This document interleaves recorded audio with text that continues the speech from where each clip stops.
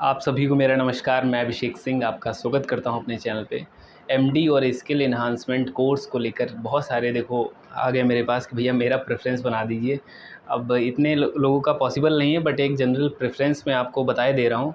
उसको आप देखिए, समझिए, सबका सिलेबस एक बार देख लीजिए और अपने हिसाब से फिल करना है फिर आपको, है ना। ये वो प्रेफरेंस है जो मैंने ईजी सब्जेक्ट ऊपर रखे हैं, फिर नीचे जो हैं टफ़ वाले सब्जेक्ट हैं।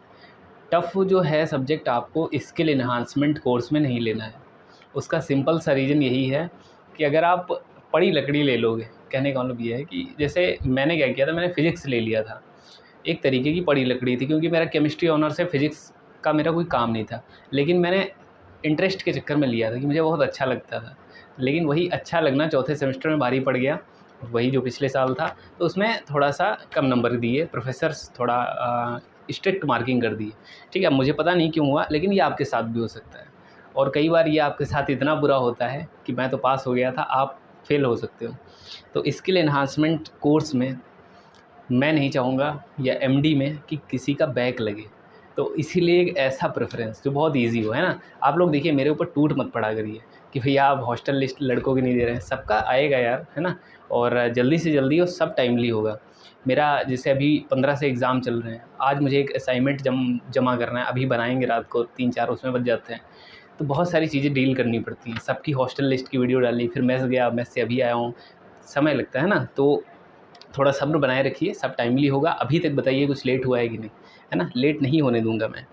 तो स्किल एनहांसमेंट कोर्स का कैसे प्रेफ़रेंस भरना है वो एक बार जान लो। बीएससी में मेल आ चुका है। मेल जो आया है उसकी लिंक पे आप क्लिक करेंगे, ओपन हो जाएगा। जिनका ओपन नहीं हो रहा है वो काउंटर नंबर 1 पर डिस्कस करें, और कंप्यूटर सेंटर में डिस्कस करें, डीन ऑफिस में जाएं।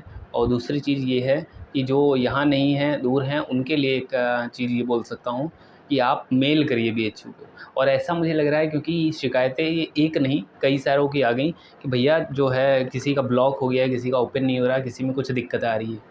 तो उसका सिंपल सा रीज़न ये है कि मुझे लग रहा है 1-2 दिन और एक्सटेंड हो जाएगा एमडी और उसका प्रेफ़रेंस भरने के लिए।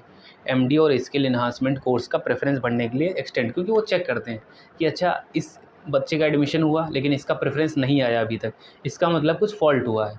तो वो उस चीज़ को रिस्टार्ट करके दोबारा से पोर्टल मेल आपको देंगे, आप उसको कर सकते हैं। ठीक है, तो किसी का छूटेगा नहीं। कहने का मतलब है किसी का एडमिशन कैंसिल नहीं होने वाला इससे। ठीक है। अब स्किल एनहांसमेंट कोर्स सबसे ईजी जो सब्जेक्ट पड़ता है वो ज्योग्राफ़ी है। मतलब ज्योग्राफ़ी पे ऐसे ईज़ी क्वेश्चन आते हैं कि आपको दिया जाएगा कि भैया क्लाइमेट चेंज पे आपको ऐसे लिखना है, 15 नंबर मिलेंगे। 30 का होता है, 30 में 24-25, 24-25, 20 के ऊपर सबके आते हैं। एक दिन पढ़ के जो जाता है उसके भी आते हैं। और 70 में आप आराम से 50 के ऊपर नंबर ला सकते हो। तो geography is one of the best option for you. इससे अच्छा कोई ऑप्शन नहीं है। जिनके ज़्यादा मार्क्स हैं उनके लिए कांग्रेचुलेशन पहले से, कि उनको ये अलॉट होना ही होना है ना। ज्योग्राफ़ी मिलेगा। और हम लोग के टाइम पे भी ज्योग्राफ़ी था, तो मैंने लिया नहीं था, जितने दोस्तों ने लिया था उन्होंने बहुत सीजी पे उठाया। और स्किल एनहांसमेंट कोर्स आपके किस काम आएगा ये बताइए। मेजर माइनर में से ही आपको एक चूज़ करना है ना। चेंज भी कर सकते हैं अगले साल। तो स्किल एनहांसमेंट कोर्स साइड में चलता रहेगा, आप अभी ले लीजिए, है ना। और सेमेस्टर वाइज चेंज भी हो जाता है। ठीक है। तो स्किल एनहांसमेंट कोर्स में आपको ज्योग्राफ़ी लेना है।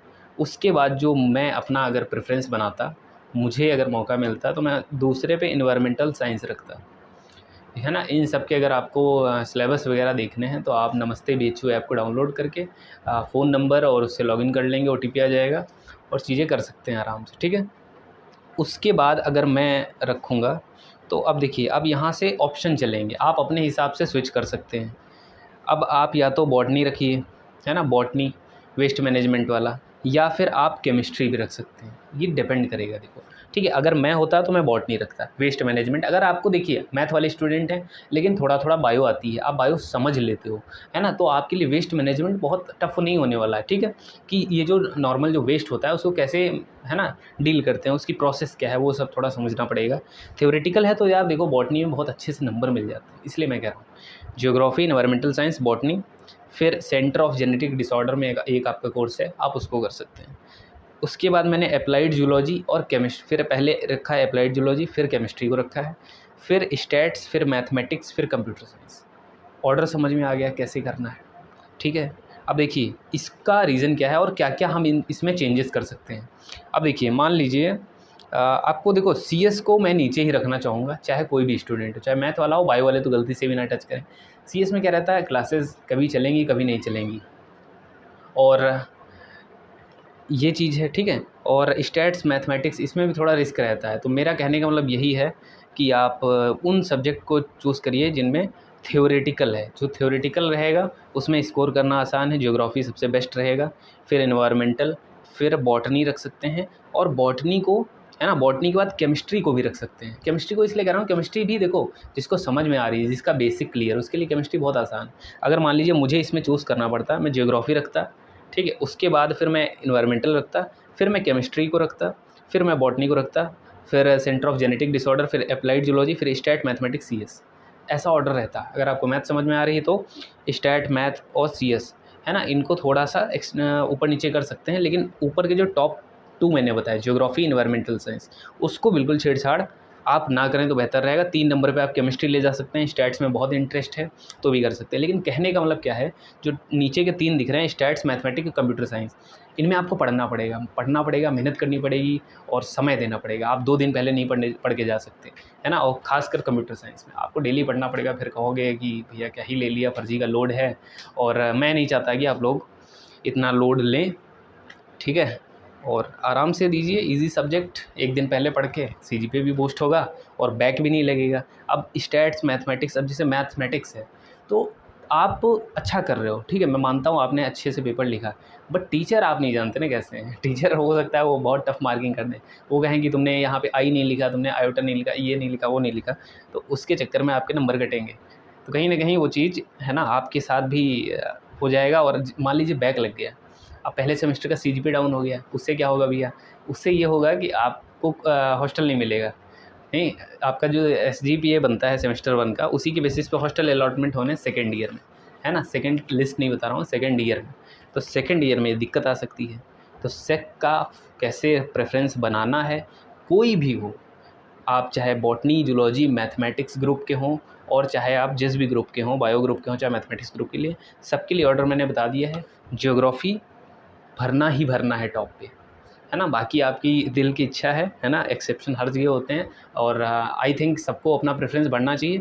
बट जो, क्योंकि आप लोगों ने मेरे से पूछा तो मेरा फ़र्ज़ है आपको सही चीज़ बताना। और आप ज्योग्राफी, एनवायरमेंटल साइंस को टॉप 2 पे रखिए, उसके बाद आप चेंजेस अपने हिसाब से कर सकते हो। लेकिन कंप्यूटर साइंस को मैं फिर भी कहूँगा लास्ट पे रखो, है ना। सीएस में ढंग से मैंने बताया क्लास नहीं चलेंगी, और अगर चलती भी हैं तो उतना अच्छे से टीचर नहीं पढ़ाएगा, है ना। तो आपको इसमें पढ़ना पड़ेगा बहुत दबा के, फिर बैक लगेंगे, है ना, अगर नहीं पढ़ेंगे तो। ये चीज़ है ना। और जो आपके मिड टर्म एग्ज़ाम है उसमें अच्छा स्कोर करेंगे तो आप बैक से बच सकते हैं। मिड टर्म में मिनिमम 30 में 20 मार्क्स लाने ही लाने, इससे कम हो गया तो बैक के बहुत ज़्यादा चांसेस होने लगते हैं, ठीक है। सो वीडियो को लाइक ज़रूर कर दीजिएगा, है ना, आपकी मोरल रिस्पॉन्सिबिलिटी है। और चैनल पे नया हो तो उसको सब्सक्राइब और बेल आइकन को दबाते रहिए ताकि नोटिफिकेशन मिलती रहे, क्योंकि हमारा सफ़र अभी ख़त्म नहीं